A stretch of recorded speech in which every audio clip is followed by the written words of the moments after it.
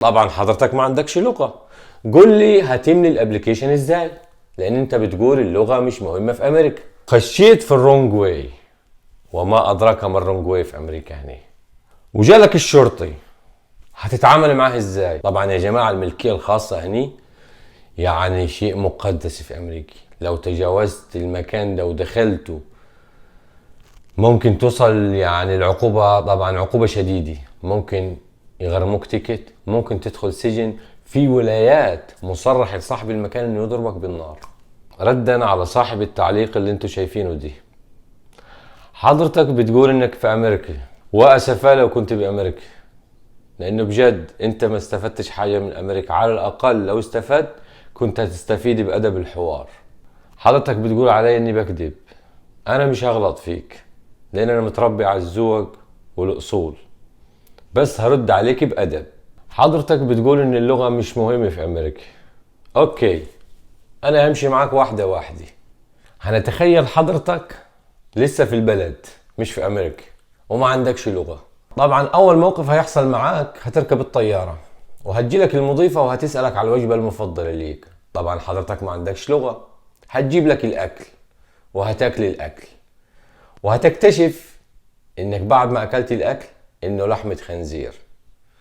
طبعا انت ما تعرفش لحمة خنزير يعني ايه، لانه انت ما عندكش لغة. لحم الخنزير يا جماعة البورك، اسمه بورك هنا في امريكا. ده اول موقف انت وقعت فيه. هنفترض ان انت كده وصلت امريكا ووصلت بالسلامة والحمد لله. هتحتاج تاكسي وصلك المكان اللي انت رايح فيه، صح ولا لا؟ تمام. هتتعامل ازاي مع صاحب التاكس؟ ده تاني موقف. طبعا اي ابارتمنت محترم يا جماعه، هني ابارتمنت يعني مجمع سكني. اي مجمع سكني اول ما بتقدم عليه انك تقعد فيه يعني بيديك ابلكيشن. الابلكيشن ده بتعبيه. طبعا لو عندك اسره ده حل اخر، يعني بيسالوك عن عدد الاطفال اللي معاك والاعمار، ولو في اعمار عندك اكتر من 18 سنه لازم تملي بياناتهم. طبعا حضرتك ما عندكش لغه. قول لي هتملي الابلكيشن ازاي؟ لان انت بتقول اللغة مش مهمة في امريكا. ده تالت موقف. خليكي معاي واحدة واحدة عشان انا هسويك على هداوة. اركن التلات مواقف على جنب. قول لي هتتعامل ازاي في الدي ام في وفي الامتحانات اللي هيمتحنوك فيه. بيدوك 10 فيديوهات لازم تتفرج عليهم، ومن خلال الفيديوهات دي طبعا بتتفرج عليهم اونلاين، ومن خلال الفيديوهات دي بيدوك اسئلة عليه. هتجاوب على الاسئلة ازاي لو انت ما عندكش لغة؟ كده رابع موقف. خدت الرخصة بسلام وامان وعديت، وخدت السيارة بتاعتك ومشيت في الشارع وقابلك ساين، علامة يعني يا جماعة، wrong way, do not enter, one way. طبعا انت فاهم كلامي لانك انت عايش في امريكا. بس هنفترض مع بعض ان حضرتك ما عندكش لغة وخشيت في الرونج واي، وما ادراك ما الرونج واي في امريكا هنا. ايه الحل؟ هتتصرف ازاي؟ ده خامس موقف. تمام. وجالك الشرطي، هتتعامل معاه ازاي؟ تخيل نفسك ماشي بسيارتك حضرتك وعجبك مكان جميل، خضرة ومية وبحيرات والدنيا اخر فلالي. ضجت في مخك انك انت تاخد فيديو تنزله مثلا على التيك توك او تخليه للذكرى، وكان في ساين في المكان دي. تمام، مكتوب عليها ايه؟ برايفت بروبرتي، يعني ملكية خاصة. وانت تجاوزت العلامة ودخلت المكان وقعدت ورحرحت واخر فلالي. ايه وضعك؟ هتتصرف ازاي؟ طبعا يا جماعة الملكية الخاصة هني يعني شيء مقدس في امريكا. لو تجاوزت المكان ده ودخلته ممكن توصل يعني العقوبة، طبعا عقوبة شديدة. ممكن يغرموك تيكت، ممكن تدخل سجن. في ولايات مصرح لصاحب المكان انه يضربك بالنار لانه دي ملكية خاصة. فاحنا هنتخيل انه حضرتك ما عندكش لغة لان انت قلت اللغة مش مهمة في امريكا، صح ولا لا؟ خليكي معايا للاخر. طبعا بديهي كأي انسان انت حضرتك ممكن تجوع، عايز تاكل، عايز تشرب حاجة ساقعة، اي حاجة يعني، ودخلت مطعم. هتروح هناك في المطعم وتنادي وتقول يا اولاد يا اولاد انا جعان عايز اكل، او هاتيلي يا بيت لقمه من عندك. كان احنا كالصعيد يعني احنا بنقوله بالمثل دي، او انا عايز اكل يا جماعه، او انا عايز جعان، او انا عايز هتقولي لو ما عندكش لغه؟ جاوبني. كده الموقف السابع. 7 مواقف معك انا حطيتهم لك لانه انت حضرتك قلت علي كذاب. انا قلت في الفيديو بتاعي هل اللغة عائق في امريكا ولا مش عائق، وشرحت للناس ان انت لازم تهتم بلغتك وتزود معلوماتك. حضرتك رديت علي في التعليق وقلت انت كذاب واللغة ملهاش اي لازمة في امريكا. يلا جاوبني. 7 مواقف معك ولسه اللي جاي. طبعا انت جاي امريكا هنا ما جايش تتفسح ولا جاي مثلا تغير جو ولا جاي تشم هوا، عايز تشتغل وعايز تاكل لقمة عيش.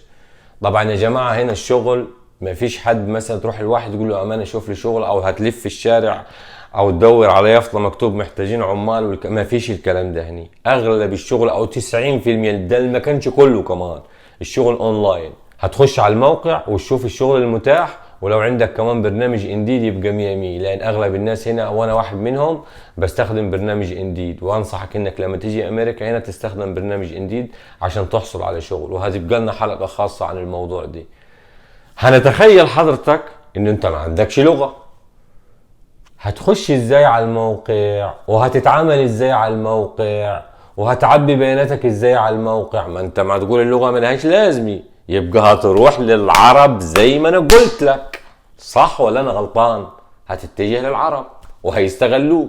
يعني انا ما قلتش حاجة غلط، لانه لو ما عندكش لغة حضرتك مش هتقدر تدخل اونلاين وتشوف الشغل المناسب ليك وتعبي الابليكيشن. وانت عارف الابليكيشن، يعني انا من الاسبوع اللي فات معبي ابليكيشن على شركة هني، اقسم بالله يا جماعة ساعتين اسجل بياناتي على الموقع دي. فانا مش متكلم من فراغ يا جماعة. انا لما قلت لكم اللغة مهمة يعني مهمة. اللغة حياة في امريكا. عارف يعني ايه حياة؟ مش معناه ان انت ما عندكش لغة مش هتقدر تعيش، هتعيش بس هتتعب. استنوا كده على جنب، ركنوا على جنب كده. 7 مواقف يا برنس. اوكي خش على اللي بعده. تخيل واحد اتصل بك على التليفون امريكي. طبعا امريكا هتكلم انجليزي وحضرتك قلت اللغة مش مهمة. صح ولا انا غلطان؟ هترد عليه ولا هتنفض والصهين؟ اكيد طبعا هتنفض والصهين عشان حضرتك ما عندكش لغة. ولا كلامي غلط؟ اقول تاني ولا كفاية؟ انا لما معقول كلام مش معقول كلام من فراغ. انا ده واقع عشته هنا في امريكا يا جماعة، اقسم بالله واقع. اللغة هنا حياة. وانا لما معقول لك اتعلم اللغة مش قصدي اتعبك. صح انت هتتعب شوي في التدريب وفي التمرين لحد ما تكتسب اللغة ولما تيجي هنا، بس انا عايزك تتدرب انت وفي البلد بحيث لما تيجي امريكا هنا ما تستغربش اللغة ويبقى الموقف معاك عادي. بل بالعكس انا عايزك يعني بص لما تيجي هنا تبقى بص على طول تقفز. ومش عايزك تبقى بروفيسير ولا تجي تدرس لهم هني. ومهما عملت مش هتوصل لمستوى الامريكان في اللغة، لانه معروف والد البلد الاكسنت بتاعه يختلف عن اي حد. فيا برنس عشان تقول عليا معكدب، انا مش معكدب وانا مرضيش اغلط عليك في التعليق او اقول لك حاجة غلط، بس حبيت ارد عليك بالذوق وبالادب لان احنا صراحة لان احنا صعايدة ونفهموا في الذوق وازاي نردوا على الناس. ارد عليك بالمنطق. اوكي. واتمنى يا اخواتي يعني ما تحسوش ان انا صعبت الموقف عليكم من خلال الموقف اللي ذكرتها للشخص دي. لا انا مش مع صعبها، بل بالعكس انا مع وريه ان هو قال اللغة شيء مش مهم. لا ده اللغة شيء اساسي. وانا لما انصحك باللغة انا عايزك لما تيجي هنا بص تنافس اي حد. تنافس ازاي؟ انك تحصل على احسن الوظائف وتحصل على احسن المرتبات. ده من خلال ايه؟ من خلال لغتك. لكن هتعمل زي صاحبنا اللي فوق ده وتقول لك اللغة مش مهم واللغة مش عارف ايه والكلام الفاضي دي، يبقى هتعيش وسط العرب. وانت اكيد عايش وسط العرب، صح ولا لا؟ سيب الناس تتعلم.